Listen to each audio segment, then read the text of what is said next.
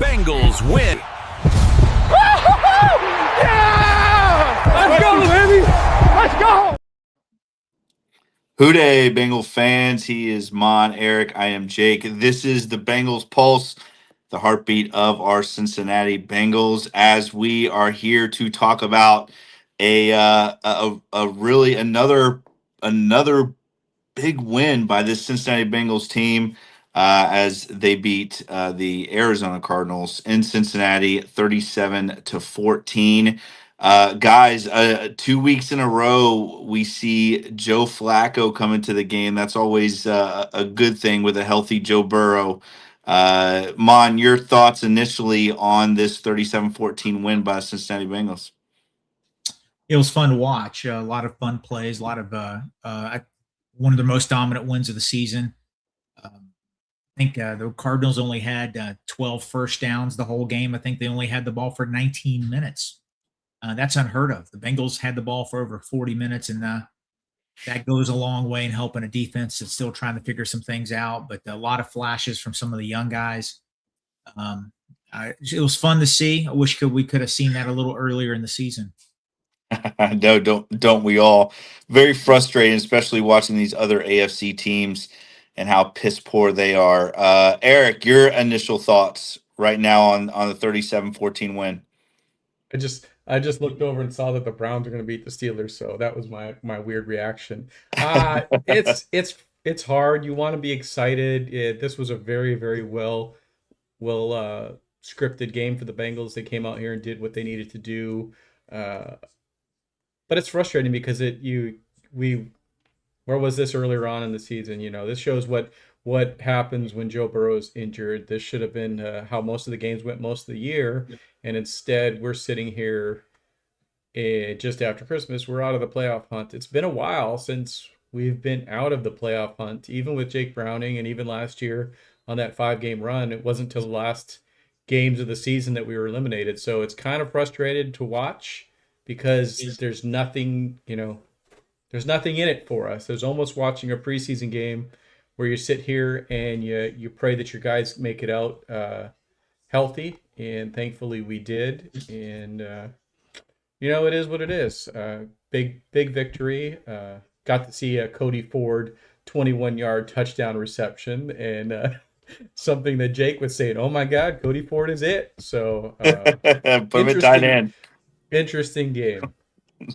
Well, Joe Burrow moves to 5-2 on the season. Again, kind of what we talked about here. It's tough to think about what this season could have been, really. This defense, obviously, it's taken some time for it to manifest itself into what it is. Again, you can say what you want to say about the last two opponents, but the Dolphins manhandled the Buccaneers today, who are still playing for a playoff game, believe it or not. That division, the winner could be 8-9, which is just disgusting football. But obviously, we wish we were in that division, I'm sure. But let's talk a little bit about the defensive side of the ball again today. Mon, you talked about it. They held the Cardinals to 12 first downs. They had 4 sacks on the day. We still obviously saw some very bad play from Geno Stone, Barrett, Carter. I don't know what your thoughts are, Mon, on this defense, and again what it's turning itself into. But there's definitely some bright spots on this defense, and moving forward, a lot of young guys are out there making plays still. Yeah, but before I answer that, we didn't have a show last week. Merry Christmas to everybody. I hope you had a great Christmas. I hope Santa was good to you. I hope everybody just enjoyed the holidays. And I want to give a quick shout out to Jay from Manchester, UK, from England. Reached out to me. He's a loyal listener, loyal follower. Thank you so much. And we appreciate you guys. Now, it was great to see. We needed to see some improvements from some of these young guys. Man, listen, I'm not going to sit here and blow smoke up your, what. They have a long way to go on that side of the ball. They really do. We need more players. But DJ Turner, Miles Murphy has played unbelievable football the last 7 games. Okay, Shamar Stewart, we saw finally a sack. I know he's had a rough 9 games this year, But you know what? He's our first round pick. We need him to develop like Miles Murphy did. Cedric Johnson is playing. Jordan Battle didn't have his best game today, but he's flashed this year. It's good to see those young guys. We need it. There is no way the Cincinnati Bengals are signing 11 new starters next year. It's not going to happen. They might sign 2. So we need these guys to get better. We got it. DJ Ivy came in mop up, had a great pass breakup at the end. I'm glad to see that. We need these. We need these small individual success stories. And I'm glad. It was refreshing to see. You know, I'm a little salty. I'm not going to lie to you. I see them manhandling these teams. And it's when you have 3 touchdown wins 2 weeks in a row, that's impressive. That's impressive, man. But it's just a waste. It's a damn waste. And it pisses me off.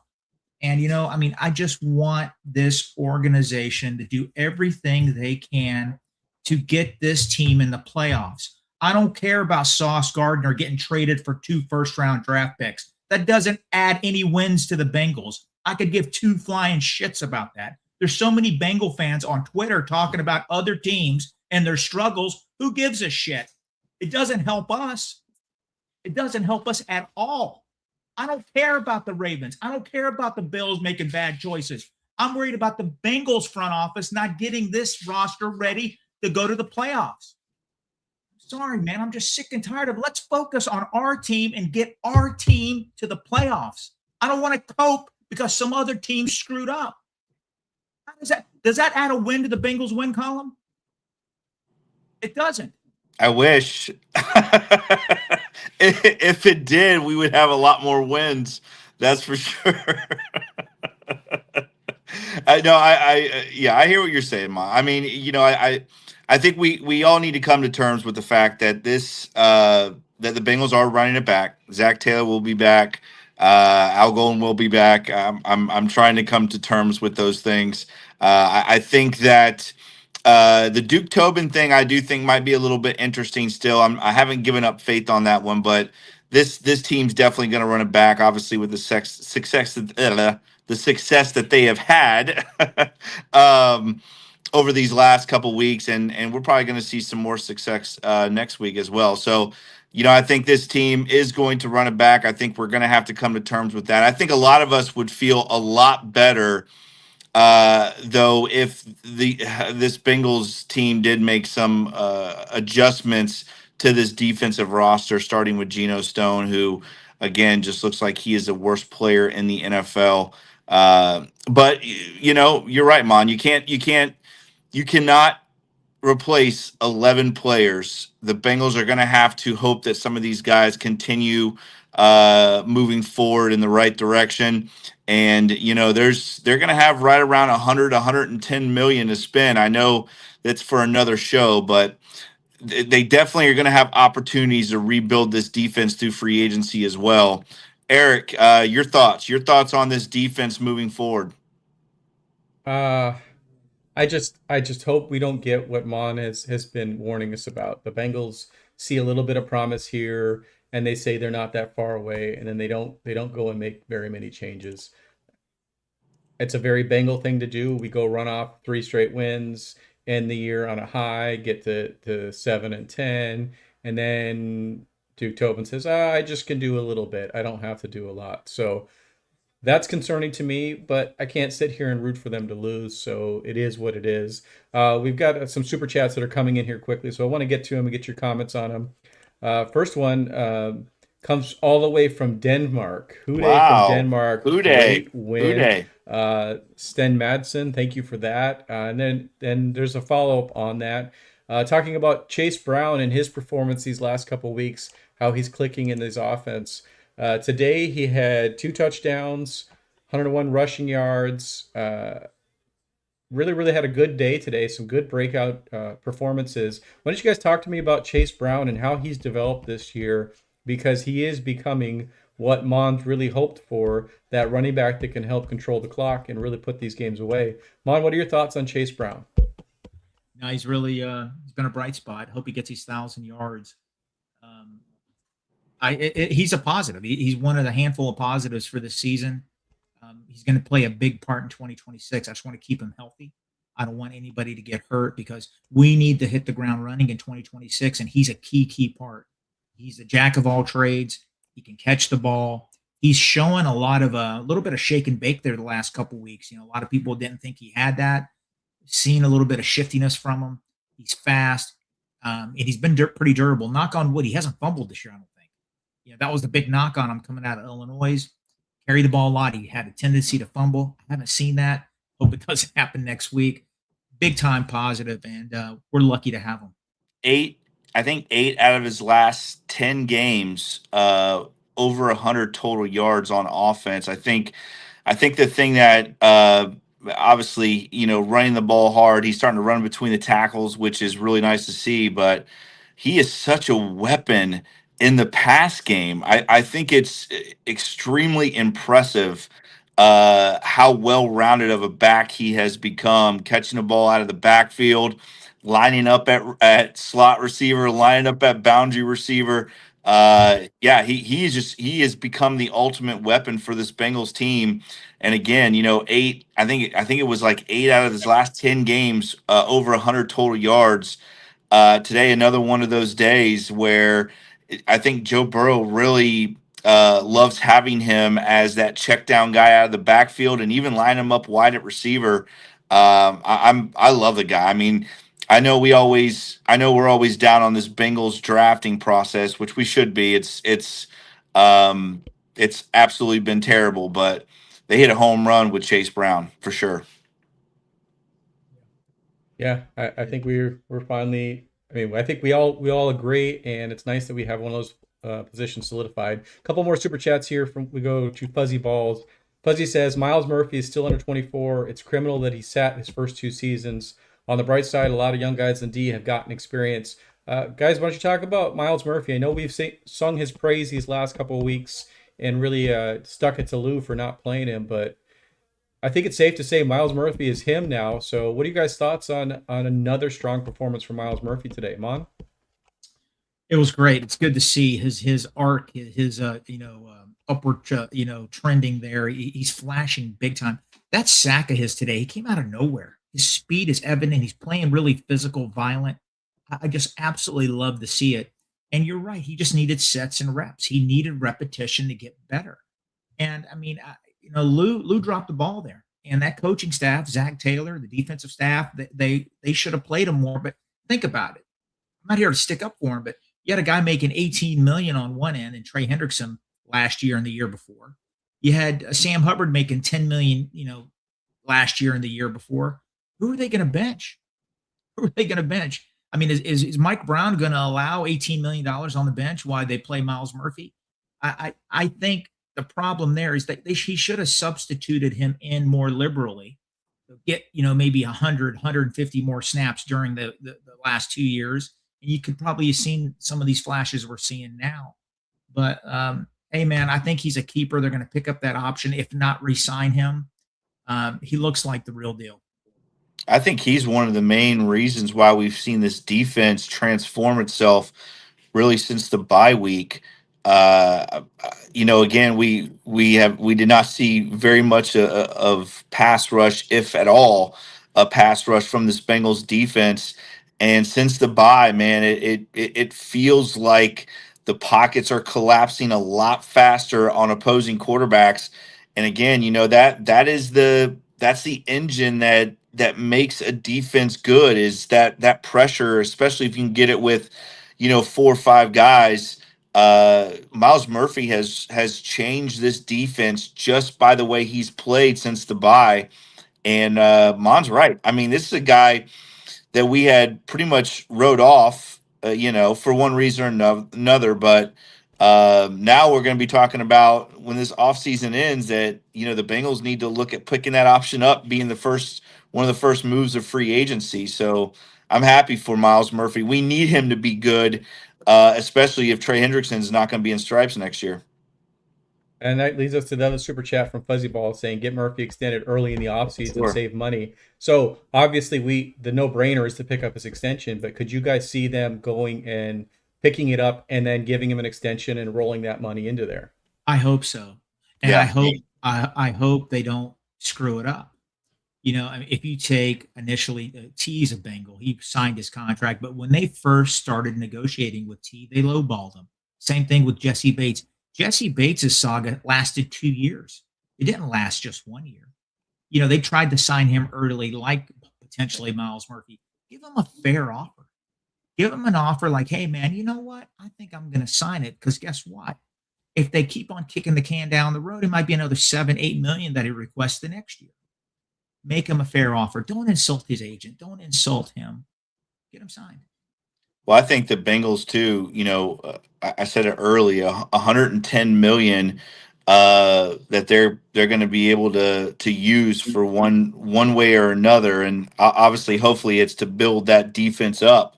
But Miles Murphy, when you look at the offensive side of the ball for the Bengals, most of those big contracts are done.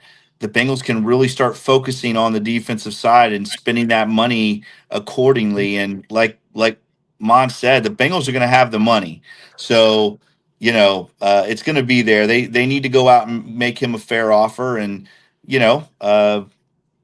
has to be a Bengal. I mean, the Bengals have got to start keeping the guys that they are drafting and developing. Yeah, finally hit on one. So my son and I were talking about this next comment in the game. Brucey B throws out there, do we keep Samaje? I want to get you guys' thoughts on Samaje Perine's importance. It's not going to jump out at the stats, but he plays a role out there that it's kind of the unsung hero. He's out there. He's taking those hard runs. He's picking up the blitzes. Just looked it up because I wasn't sure on this, but Samaje did sign a 2-year contract. So he is under contract for this next season. I think it's a no-brainer because we're only paying like 1.9 million for the next year. Why don't you guys talk about how important he is and kind of the unsung hero to me? Yeah, go ahead, Mon. Go ahead, Mon. No, I think he's a lock for the roster as long as he's healthy. I think he's that important. The coaching staff, who does a good job on that offense, you got to give him credit, even though we criticize him. They know what they're doing with him. He's a great pass blocker. You saw the blitz pickup today. He almost killed that defensive back on that hit. And he's a tough runner. He's 235 pounds. He's tough and physical. He's going to be on the team. And, he'll let Taj Brooks develop. Taj Brooks is 5'9", 225, 230, short to the ground, compact. Let him develop into a pro. You know what? In maybe 2 years, he could be our Samaje Perine. But I love our 3 running backs. I love them. And I think the Bengals are set there. Yeah, I said it last week. I mean, Samaje has been a real bright spot on this offense this year. Joe Burrow obviously absolutely loves him. I mean, you absolutely have to keep Samaje Perine. You absolutely have to keep him. He does so much for this offense, whether it's pass pro or getting the tough yards or even spelling Chase Brown. He does a good job of that. I mean, he's played really well this year. Samaje has. So yeah, I mean, Samaje Perine absolutely is a lock to make this team. There is no way he will not be on this roster. If they go and try to find another running back, Taj Brooks, unfortunately, will probably be the odd man out because there's no way Samaje Perine's not making this roster. So let's throw it there because that was my next question. We haven't seen much of Taj Brooks this year. Do we think that we've seen enough of him to say that he's a lock for the roster next year? Or could we draft another one and let them compete it out? I don't think we've seen enough of him, in my opinion. Maybe next week. I don't think he's a lock. I don't think Taj Brooks is a lock to make this roster next year at all. I mean, I love the guy. I'm like Mon. He, and I said this when we drafted him. He's one of my favorite picks. But I don't think he's a lock at all. No, absolutely not. I think I would not be shocked if the Bengals either draft another running back or even go in free agency and try to get another running back. But I don't think Taj Brooks is a lock. I do think he'll have the opportunity to compete for a job, though. Yeah, I wouldn't consider him a lock, but like Jake said, they could draft one earlier. They could sign one in free agency. They tend to keep 4, though. And I'm still high on him. I mean, he's had some kickoff returns. He's been the backup guy. He hasn't gotten a lot of opportunities. And, it's hard to make a decision on somebody that doesn't get a lot of opportunities. Jalen Davis didn't get a lot of opportunities. A lot of these guys don't get opportunities, and we make these decisions about them. And, it's just it can't be done. Matt Lee hasn't played center, but some people think Matt Lee's a future All-Pro. I mean, I just don't get Bengaldom sometimes. We have to see before we can make a decision, and we don't know. I mean, the coaches see it in practice. We don't see it. But I, I, I we'll think see. Taj could end up being like the next Travion Williams, guys, where it's like every year you're thinking they're gonna replace him, but Taj plays, he plays special teams. He gives you that other aspect, and I could see him kind of being that Travion Williams on this roster where, he's gonna make it, but he'll be down some weeks, he might be up some weeks, but I really would not be shocked if the Bengals go out and try to find a running back to compete for that job. Could happen. Could happen. Yeah, I mean, we go out there and say, let's go get this next Samaje Perine. We got Samaje back. He's on the team. Let's not worry about replacing him because he's playing great this year. Hopefully, he rolls that into next year. Fuzzy Balls has another super chat clarifying. Murphy does have one more year and then the option. The Bengals have the ability to pick up that option this year. I think what we're rooting for is pick up the option and extend him now. You can work on that extension. You can Yes. spread it out. It helps the cap Yeah. hits quite a bit. We got one more super chat over from Denmark here asking, what do you guys think are our greatest needs? Again, appreciate the super chat, Sten Madsen. Really, really appreciate that. And appreciate watching us. I have no idea what time it is over there right now, but I assume it's not a convenient time to watch the Bengals Pulse. Guys, greatest needs. Mon? The middle of the defense. Pick a spot. Defensive tackle, linebacker, or safety. Pick one. That's going to be our biggest need, and I think that's our gaping hole right now. We have some try hard defensive tackles. We do. I mean, I think they're serviceable, but they're fringe NFL starters. We need legit NFL high quality starters at defensive tackle, and for the last few years we haven't had that, and we're paying for it. Linebacker, we're starting 2 rookies. It is what it is. And safety, I think one is okay, and I think the other one is just horrible. One of those spots I think is a key, but the way the draft is, top 10 pick potentially. One of them stud running back drops like Love from Notre Dame. I don't know, man. The Bengals love those shiny gadgets. I wouldn't be surprised if they went something like that in the first round, but I'm hoping defensive tackle, linebacker, safety. I mean, yeah, Mon took all 3. I mean, listen, I'll go a step further and tell you who needs to be replaced. Barrett Carter needs a replacement. That is a need. Geno Stone needs a replacement. That is a need.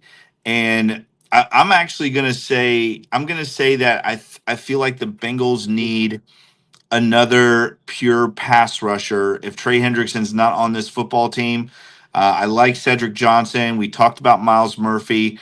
Shamar Stewart, I have no faith in, no belief in as far as going into the season next year. Not that he, if there's a chance he might be good down the road, great. But we saw what it entails when you put faith in a rookie, to make a huge impact on a team, especially when you don't develop them well. So I'm gonna say we need a pure pass rusher.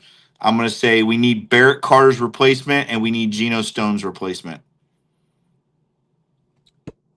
Yeah, I think anybody would argue with you on that. You bring up Shamar Stewart. Shamar Stewart did get his first sack today. One thing that Austin did point out to me when we were watching it, though, it doesn't feel like he has any pass moves. He's just going out there and bull rushing and getting to guys. Exactly. You're right. We said the same thing over here. Yeah. So talk to me. Do you think that he didn't play enough this year, really, to really figure it out? But do the Bengals have the coaching staff that can develop him and help add some pass moves to really bring that raw talent out to him? That was the knock on Miles Murphy a little bit, that he needed to refine his pass rush moves. I think the Bengals, Montgomery's known as a defensive tackles coach. I know he's a defensive line coach, but they could bring in a pass rush specialist to come in and teach that. Stewart needs to play. He needs to play a lot. And I think it's going to piece together. I'm going to say it again. I'm not trying to be a homer here. somebody with that athleticism and that nonstop motor can't not succeed.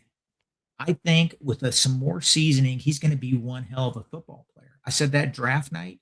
Every publication, every reputable draft source said the same thing: nonstop motor, freak athlete. Once he pieces that all together, he's going to be a problem. It's just going to take some time. Yeah, I mean, Mon has a lot more faith in him than I do. I think, I think when you're not productive in college, I just find it so hard to believe that all of a sudden you're going to be productive at the highest level of football. So I don't see that happening.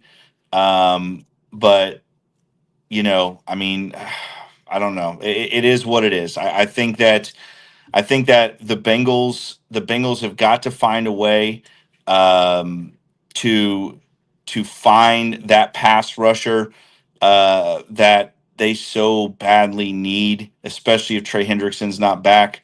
But yeah, I mean, I guess you could find ways to try to teach him other moves. Usually, if a guy like that can't find a way to get to the quarterback from the edge, you just kind of try to squeeze him inside, kind of like what they did with Cam Sample. Same concept where he had a hard time, getting to the quarterback, and now he's more of like a 5 tech type guy. So, I could see maybe that with Shamar Stewart, but I just don't. I just don't think he's going to become some, crazy pass rushing specialist. I just don't see that being the case. I hope he does. The Bengals need him to be, but I have a lot more faith right now in Cedric Johnson and Miles Murphy and a couple of those other guys. 51 for the Bengals has played. I think his last name is it Toski? Foskey. Foskey. Isaiah Foskey. Yeah, he's played a little bit of ball, and he at least looks like he can find his way to the quarterback. He might be a guy that you could develop too, but I really like Johnson and I really like Miles Murphy. A lot of NFL teams have pass rush specialist coaching. A lot of them do, and I don't think it would hurt the Bengals to have somebody come in there that can really spend a lot of time with these guys, and get them ready. But some players just needs they need those sets and reps, and I think Stewart's one of those guys. And the Bengals have to have some self-awareness, and if they don't have that guy, they need to go get a pass rush specialist coach to come in there and do that. Otherwise, this is the thing that we harp on all the time. They have to change their draft strategy. You can't go draft a project, a guy that's raw, who's a freak athlete that needs to develop, unless you have somebody that can extremely develop him. You look in the wide receiver room. We bring in Yoshi. But Troy Walters is a great wide receiver coach, and he takes a freak athlete and he turns him into a highly productive wide receiver 3. We need a Troy Walters of the defensive end group. And I hope the Bengals watch this and listen and say, hey, we've got a freak athlete. We need someone to help him. We need that defensive end whisperer to come in there. A lot of people keep on talking about his sack numbers at Texas A&M. They are what they are, but a lot of reputable draft experts, and I'm not talking Joey Jim Bob on Twitter that does it part-time. I'm talking people that make money, that were NFL scouts, that know the game, know how to scout. Daniel Jeremiah, everybody, Dane Brugler, they all had him a top 10 pick. So, these guys who get paid millions of dollars, they're not idiots all of a sudden. It doesn't guarantee that he's going to be a superstar. But this guy, I have faith in him. And if I'm wrong, I'm wrong. But you don't have that athletic ability and that motor and not succeed. It's going to come. Yeah. Let's hope so. I just hope. I hope so. I hope you're right, Mon. I hope one day we can look back on this. I'm like, Mon, I was wrong. You were right. I hope I could do that. I truly do, because the Bengals need him. They need him to be that guy. I mean, they have invested a lot in him. They passed about up. being right. It's about this team. We need it to be right for this team. We need it. I know. That's what I just said. Like we need right. it's got to be right for this team. We passed up arguably the best linebacker in the draft in Jahad Campbell to take this guy. He's got to be good. Like there's pressure on him to be good because now we're dealing with Barrett Carter. So yeah, he's got to be good, and I hope he is for this team because man, we've talked about this, Mon. We've gone through the drafts. If this draft ends up being a big strikeout, it's going to set this team back for a long time. For a long time, it really is. It's going to be like the 2015 draft. Guys, make sure if you like this podcast, make sure you like, share, and subscribe to this podcast. Thank you guys so much for joining us. We really appreciate it. Yeah, I think just to wrap that up, he has to be a success. I just think go get somebody to help him be a success now. A lot of people are talking about draft, where we stand in the draft right now and how we should have lost this game to help our draft position. Right now, we are drafting 10th based on the results from this week. We are tied 8th, 9th, and 10th. We all have a 6-10 record. I'm not sure where the tiebreakers really fall there. New Orleans just won today, so they're 6-10. The Chiefs are in full tank mode, and they're not going to apologize about it. They're 6-10, and then we're 6-10. Let me ask you guys a question. Can I ask you each a question? Sure. Give me 3. Season's almost over. Give me your 3 biggest surprise players on offense and defense. I'll start on offense. Let's go offense first. Ooh. Okay. Dylan Fairchild, Reisner, and Mims. Let me go. Fairchild, respected 3rd-round pick. You know, there's multiple Georgia players drafted. He was considered one of the lower tier ones of the 4. I think he's our long-term answer at right guard. I think he's going to be a really good player. Reisner, I'm on the record. I'm sick and tired of Bengal fans talking about this guy. For 3 years, they wanted Dalton Reisner, and it just wasn't happening. He solidified that offensive line. I hope they keep him. I think he's going to be great to mentor Jalen Rivers, who I think is another great draft pick. And I want to say something about Mims. Mims is on his way to being one of the best tackles in football. He was out 5 or 6 plays today, and you saw the drop-off when Cody Ford came in. It is Grand Canyon drop-off when Cody Ford comes in to replace Mims. Mims is that good. I know he's a first-round pick. He had a good rookie year, but he's taken it to another level. Those are my 3 top offensive surprises for the year. I would go offensive line too. I don't think anybody skill wise has surprised me. I knew this Bengals team was going to have one of the best skill sets of players on offense in the league. So yeah, I'll go with you on that. I think if I had to pick 3, it would probably be the same 3, just because I think as a whole this offensive line has surprised me. Just knowing how bad it's been. This has easily been the best offensive line that Joe Burrow has had since he's been in Cincinnati. And you're right, Mon. This offensive line, if the Bengals can keep this offensive line together another year or 2, they're going to be nasty. It's not a bad group, and it's getting better. A couple of those, at least one of those sacks today was just Joe Burrow hanging onto the ball way too long. But this offensive line has looked really good in pass pro and in the run game. This run game has gone to another level as well. I think the physicality and in both the run game and the pass game just looks completely different. I don't see this team being a team getting bullied a lot up front, which we've seen so much here in the past. I like the group. You're right. They're punching back, man. Yeah, I think right. I think that would be it. Now, defensively, I'm going to tell you. Eric, did you want to give us 3? Because we went off first. Go ahead. You've covered most everybody, but I'm going to throw 2 out there, and maybe not a surprise. Well, they're surprises to me, and they're not starters. They're not guys people are talking about.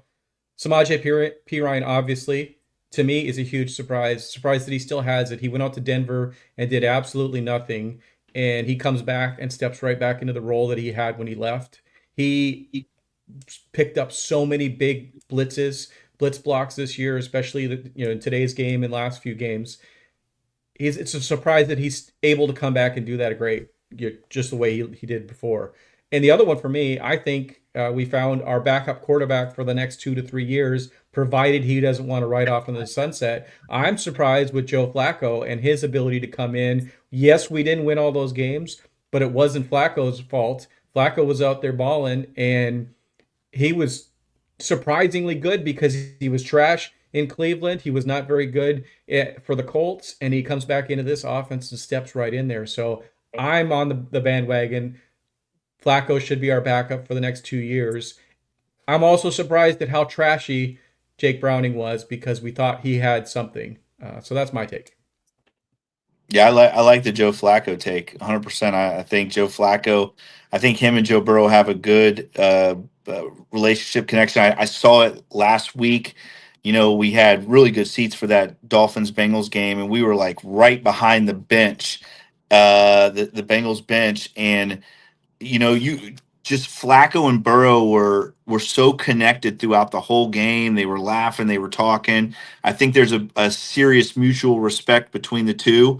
And we've seen in this league that you have to have a legit backup quarterback, and Joe Flacco is that guy. My question to you is, Eric, uh, since Burrow bought the offensive line fossils, what do you buy a 40-year-old quarterback that's almost a fossil himself?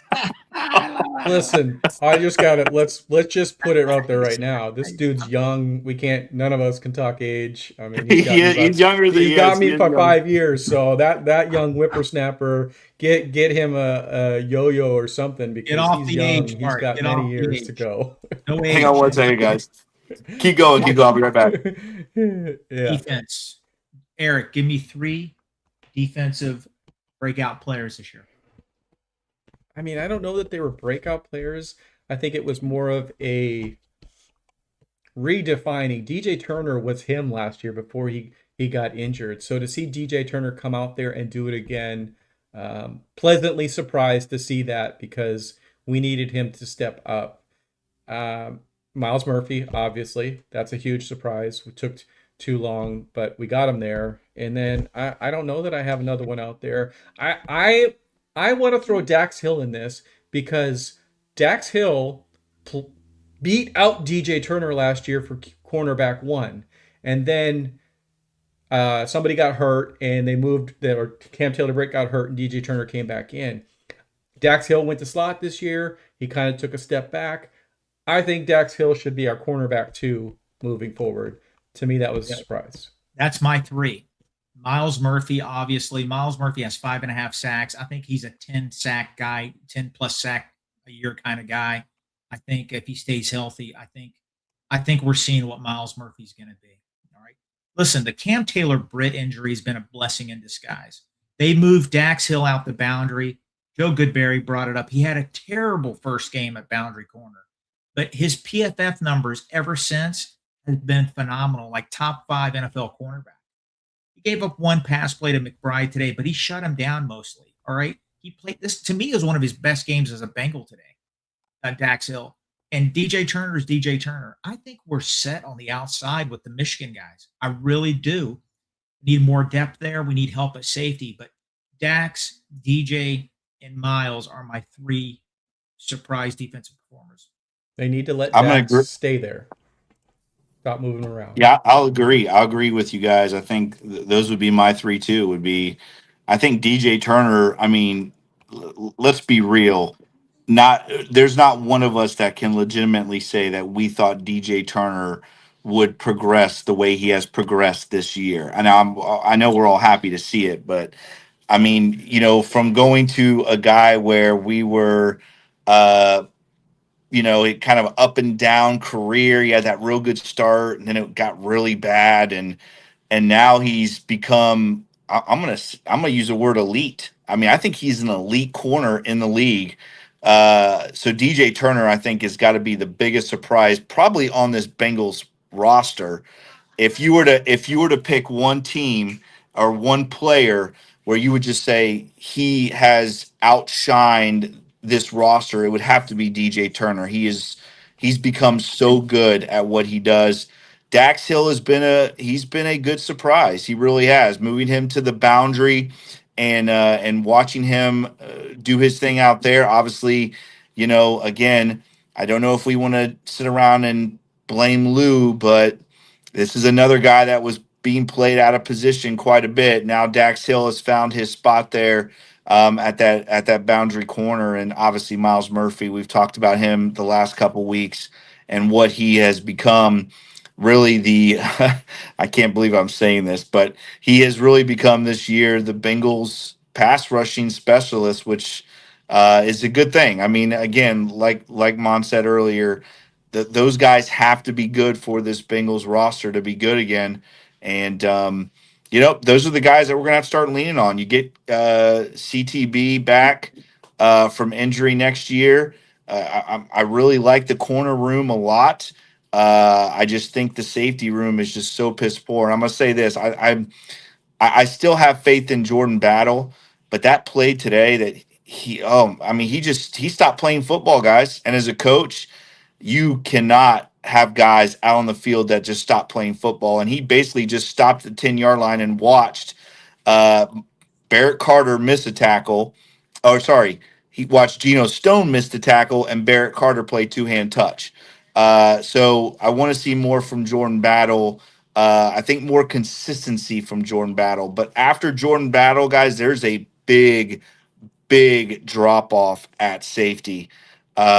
So hopefully next year when we have this same conversation, we're talking about how good our two safeties are. Yeah, I mean that's probably the biggest glaring need. I want to just to add to the Dax Hill, DJ Turner. They were doing this last year, and they both got season-ending injuries. I just wish that Al Golden would have looked at the film of what they were doing early last year and started with that this year, because they were on their rise last year. Both had season-ending injuries, and it felt like everybody forgot that they were playing lights out last year. And so that's so frustrating because it's a setback we could have avoided. DJ Turner was injured in the Charger game. The 2 games leading into that, he was playing like he's playing now. Yep. And he injured himself. He had a bad camp. Even the beat writers are saying DJ Turner doesn't look like he's ready. Maybe he's just rusty from the shoulder injury. And you know what? He's turned it on this year. I'm glad. It's a good thing. Second-round picks are supposed to develop into good players. Luckily, it's happened. Dax Hill, keep him on the outside. Jalen Davis, to me, I get it. He's a journeyman, practice squatter, but he's got a little bit of Mike Hilton in him. I think it's helped the defense with some toughness there. Yeah, Mike Hilton. Let me ask you guys really quick. Wrong with that. Let me ask you this really quick. Do you think CTB is a lock to make this roster next year? No, I don't. I honestly, That's wild, right? He might be trade bait, but you know what I would do? I remember leading up to his draft from Nebraska, every reputable draft reputation. I need to be on drugs. We know what Mom's thinking about right now. Every draft publication, reputable ones, not Joe Jim Bob that has one on Twitter. Every reputable one had him potentially his best spot in the NFL. Safety. Why not? Hey man, you're going to be our safety next year. From mini camp on, start playing him at safety. Let's see. Yeah. I mean, is he going to be any worse than 22? No. Come on, man. I mean, No. me in my age, I could go out there and lay some wood.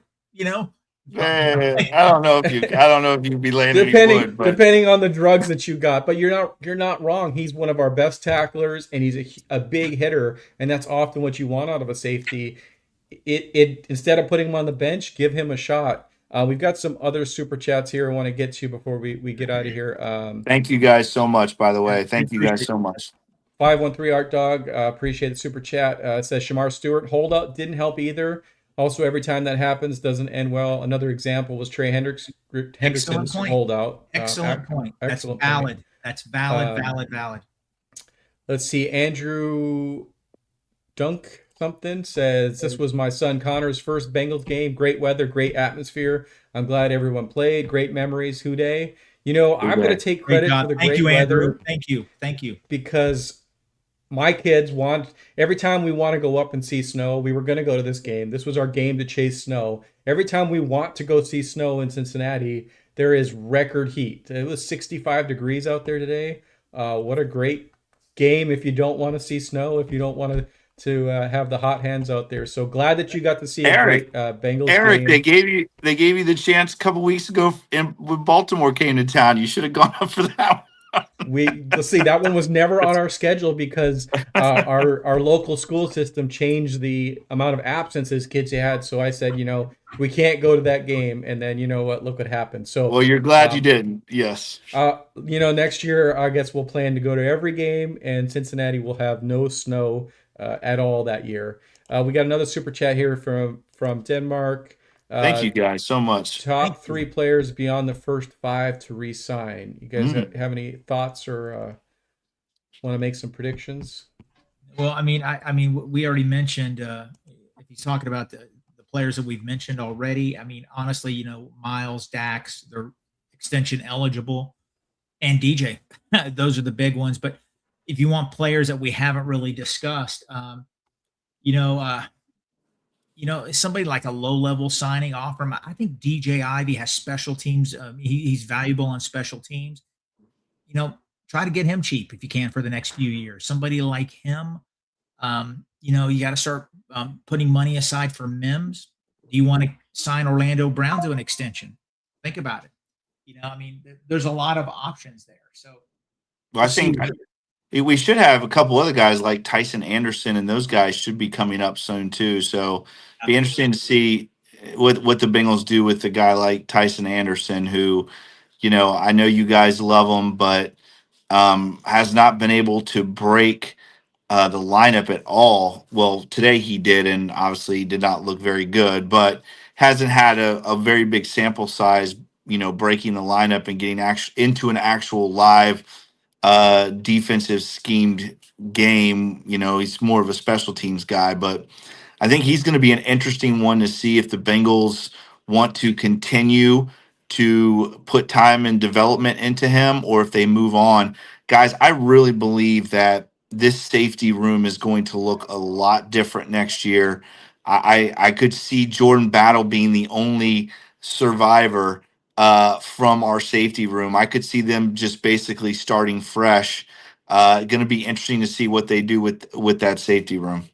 Hey, it is going to be interesting. They got to get a free agent, potentially a high draft pick. Listen, Ohio 513 brought up the fact about 40-year-old Calais Campbell. I get his age. I totally understand. That's just, I can't fathom the Bengals even considering that. He has 6.5 sacks this year at 40 or 39. That would lead the Bengals in sacks. The Bengals need to think outside their box. Okay, 33, 34, 35-year-old veterans can come in and give you 1 year of high productivity. Not elite level, but high productivity that's going to help your team win. I would love to have Calais Campbell 6.5 sacks. Yeah. Absolutely love to have that. Yeah. So we need that. Let's get away from the age thing. Guys are training, they're preparing, they train year round. This old adage of 30 and you're old in the NFL, I think that should get thrown out the window. I think that number should be 33, 34. Okay. Because players, the science, the nutritionists, the year round professional training, it's not the old NFL anymore. 40 years old, he's still productive. I would take that 6.5 sacks in a second. Well, and you have to factor in the position that they play. 30, 31 might be something for wide receivers and running backs that need those fast twitch muscles. But defensive linemen who are out there playing, it's just like offensive linemen. If they're able to do it and they're able to put it out there and still get pressure and production, let them do it. And the problem is, the thing that's so frustrating about him is we've had our opportunities to get him multiple years in a row. I think it was 2 years ago where he wanted to sign with a contender. He was going to get released and be able to sign with a contender, and we didn't go out and take a swing. That's frustrating. Eric, last week Jake wasn't on the show because he was in Miami. I didn't have a meltdown, but I had one tonight. And I'm sorry for my meltdown tonight, but I want Jake to give us his opinion. Okay? My meltdown is based on this. I'm glad the Bengals won today. I don't want them to lose. I don't care about draft spots. I made that clear last week, did I not? I don't care about drafting in the top 10. I want this team to win because I want the young players to, feel the success of victory, individual victories.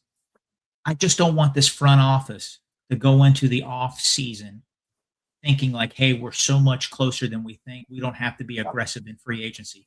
that will kill us. That killed us last year. Jake, what do you think? Is my take off? No, no, that's a legit fear, I think, for all Bengal fans. You know why? Because we have lived that so many times in the past where the Bengals will make like a run at the end of the season and still miss the playoffs, but it's the same. Let's run it back, and we looked really good at the end of the year. I mean, that's a fear of mine with this team. Again, like you said, I mean, I will never not root for this team. I don't give a shit about draft spots. That kind of stuff will work itself out. To be honest with you, the Bengals draft so poorly anyways. I don't really care about those kind of things in the first round. Plus, you talked about the younger guys. What about Joe Burrow and Jamar? I mean, those guys look like they're having fun again. That's important. Like we want Joe Burrow to have fun, guys. We want Jamar to have fun. We cannot put guys' mental states, on the back burner to a draft pick that we're probably going to screw up anyway. So, but it is a fear, Mon, and I think that's what's disturbing about this front office is we shouldn't have that fear, right? We should think to ourselves like, all right, they're seeing the same thing we're seeing. Geno Stone sucks. Barrett Carter sucks. We haven't had very good drafts recently in the last 5 or 6 years. We've had one good one in the last 5 or 6 years since we've drafted Joe Burrow. So, you know, hopefully this front office is not going to, run it back completely, but they don't do that. So yeah, it's a legit fear, and I understand completely where you're coming from because I feel the same way. This Bengals team has to look, they have to look at the season as a whole and not just, narrow it down to the last 3 games of the year. Yeah, just the one last thing. I don't want to beat a dead horse here. I just don't want to give the front office a free pass. No, I get it. no, not at all. But the deal is and I'm sorry I rambled earlier. I'm not picking on any one Bengal fan. There's like 10, 15 posts I saw about, the first round picks that the Colts gave up for Sauce Gardner. Sauce Gardner is going to be a great pro for 10 years. So what? Other teams' miseries or bad choice, it doesn't help my team. Okay. You know what I'm saying? I don't want the Bengals to look at that and say, hey, I'm glad we didn't make that move. We're so strong. Your team hasn't been to the playoffs in 3 straight years. Yeah. Your head coach has 2 playoff appearances in 7 years. We have our own problems. Don't get caught up in the other stuff. That's just my take. Well, and that kind of, I was just going to say that kind of thing. It sometimes it does work out. I mean, look at the Rams. They have a Super Bowl because of it, because they did that same shit. You know what I mean? So sometimes it does work out. I'm with you. I hope the Bengals don't sit on their hands this offseason. Like, this has got to be an aggressive approach to free agency because, again, I have said this 100 times. In order for you to rebuild a side of the ball, I know a lot of people are they believe in the draft and doing that. I'm not one of those guys. I think you have to spend money in free agency and get the right fits. But, in the state that the Bengals are in right now, do we really want to see them put another rookie at safety to fix that? No, like, go out and get a dude. It could happen right? with Caleb Downs. It could happen. Yeah. Listen, I like Caleb Downs. I'd be happy with that pick. But I also think that 2 Michigan guys on the outside and Caleb Downs in the center. Oh my God, that would be Big Ten City. Big Ten defense. Yeah. Would they talk to each other though? I mean, probably not. Probably. you got to communicate. What do you think about the take? What do you think? Are you worried that the front office won't be as aggressive as we think they need to be? Here's what they need to do, and I got to get to this last super chat here too. We got over 700 people in here. Thank you so much guys. for you guys are awesome. in with us today. We really appreciate it. I am concerned that they're going to say, "Oh, we're not that far away. We're a few puzzle pieces away." We talk about this all the time, but they need to double dip in all these places of need. They need to go and sign a starting caliber safety, a starting caliber linebacker, a starting caliber defensive tackle. And then you need to turn around in the draft and you need to draft a starter for each one of those positions. If the guy that you sign in free agency gets beat out by the rookie, let's fucking go. If not, you've got a free agent that's going out there and can produce. Don't put all your eggs on the draft. We say that over and over again. It's Christmas week. You can't say the F word.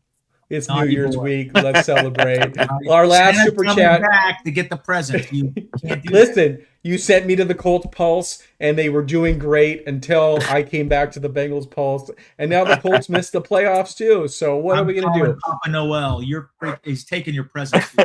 I already got my presents. No Cole for me. But before we get out of here, let's just put a cherry on this Sunday here. Fuzzy Ball says he wouldn't mind if we used all of our picks on defense as long as they're not a shot in the dark. Get guys who can produce. If we get a top 10 defense, we win 14 plus. I disagree, but we've drafted so many defensive players and got them wrong. Guys, you want to take all 10 picks on defense? You know what? I wouldn't be upset. Hell no. I mean, I get what you're saying, Eric, but we're so bad at drafting. I think it's one of the things where you almost have to take 10 draft picks and hopefully that 2 of them hit because we're so bad at drafting. So you want 10 linebackers? Geno Frankenstone. That's whatever, if it works. I like that. Geno Frankenstone. Where's that? Oh yeah, he cannot be a Bengal anymore, guys. Thank you so much. Thank you guys so much for joining us. You guys are so awesome. We cannot tell you enough how much we appreciate you guys, Mon. No, thank you so much. Over 700 people in here. We really appreciate you guys. I'm sorry about being a little salty earlier. I love this team so much, and they look so good the last couple weeks. It's just all we needed to do was get to the dance, and we would have done some major damage. But hey, man, I don't have a time machine. Let's on the 2026. Hey, real quick, Eric and Jake, let's do this. First couple episodes of the offseason. Let's break down all 25 defensive players on the roster. There's 25 active defensive players. Let's figure out yes or no who's going to be there in 2026 because that's going to tell us how many new bodies we need there. Okay? I think there's 25. That seems like there's only 6. Well, I think there's 25 man roster, 25 offense, 25 defense. I honestly think there's about 8. 8 of the 25 are going to be on the team. We're going to have to go from We're gonna have to go from the people that are under contract. Maybe we'll do a trash and cash. If they're trash, we toss them away. If they're cash, we re-sign them. I like it. We can do that. Trash and cash. We want your help. We want your help for that episode. Yeah, I like the trash or cash. That's good stuff. Let's market that. Hey, and before we get out of here, I don't know. Fuzzy Ball says if Mama T concurs, so can Eric. I think Mama T gets the benefit of the doubt. I'll politely hide my curse words at 57 minutes into the show. Hey, Eric, let me ask you a question, man. Come on, big Colts Pulse guy. What happened? 7-1. What happened to your team, Colts Pulse? You called me back. They were rocking and rolling when I was producing the Colts. Guys, and you called me back. How about Steelers? How about Steelers Ravens? I mean, guys. Oh my God. I don't want to. Listen, hold on. 2 minutes right now. 722 people. Type right now. Who do you want to win? Oh, God. Who do you want? Ravens or Steelers? Tell us right now. 5 minutes. Let's go. Listen. I think this is the thing is I don't think it matters because neither one of them is getting out of the first round. They're so terrible. They are both so bad. They are not getting either one of them is getting out of the first round. I have to put this. I had this conversation with a golf pro at the golf course the other day. The Ravens fans are just insufferable. The Steelers fans we had them for years, but they've kind of mellowed out. So I just cannot see the Ravens in the playoffs because you know what? We will never hear it in our chat if the Ravens somehow get into the playoffs. Steelers fans aren't in our chat. We run into them on the street. Something. I can't stand the Ravens. They're up there with the St. Louis Cardinals. They're up there with the Florida Panthers. They're up there with the Duke Blue Devils. I can't stand those organizations, those teams. I want them to win next week. You know why? Because I hate Rodgers, and I can't stand the Steelers either.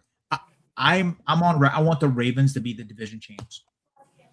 Oh God. Oh Jesus. Why? No. Why? You want them to win it 3 years in a row? We will never hear the end of that. No team has won the division 3 years in a row. Steelers need to win this. Aaron Rodgers needs to go off in a darkness retreat and then come back and lose in the wild card round. Seriously though, all these teams that are playing in the AFC, they have got to be so happy that they don't have to see Mahomes or Joe Burrow. Those two really, because everybody wants to see Lamar Jackson in the playoffs. Jake, everybody wants to see Lamar Jackson in the playoffs. I'm on the record of saying the Broncos and the Rams in the Super Bowl, but Jake, you mentioned this last night in the text, and I'm telling you right now, the Texans' defense is nasty. It's nasty. And the Texans, they do have that little bit of Bengal vibe, okay, about getting hot at the end of the season. They do. I'm telling you, that defense F's people up. I'm not going to cuss like Eric. They F people. Oh, come on. Yes, you and they're good. See, it's just you look at these other teams in the AFC, Trevor Lawrence, terrible. CJ Stroud, terrible. All these teams right now, these quarterbacks, and Joe Burrow and Patrick Mahomes are sitting at home. This is the year. I'm telling you, I think I said this in a text message today. If Josh Allen cannot go to the Super Bowl with Joe Burrow and Patrick Mahomes sitting at home, if Josh Allen cannot make it through the AFC this year, he is cooked, because there's no other good quarterback playing in the AFC right now. Josh Allen, we'll see what you got, buddy. I will lose my shit if they win the Super Bowl. Who, the Bills? Yeah. You know what? I just mentioned the Ravens division opponent. This year, the Bills have taken this villain arc for me. That's the team I dislike the most in the NFL right now. Wow. The NFL loves them. They made a Hallmark movie, a Christmas Bills story bullshit this year. Okay?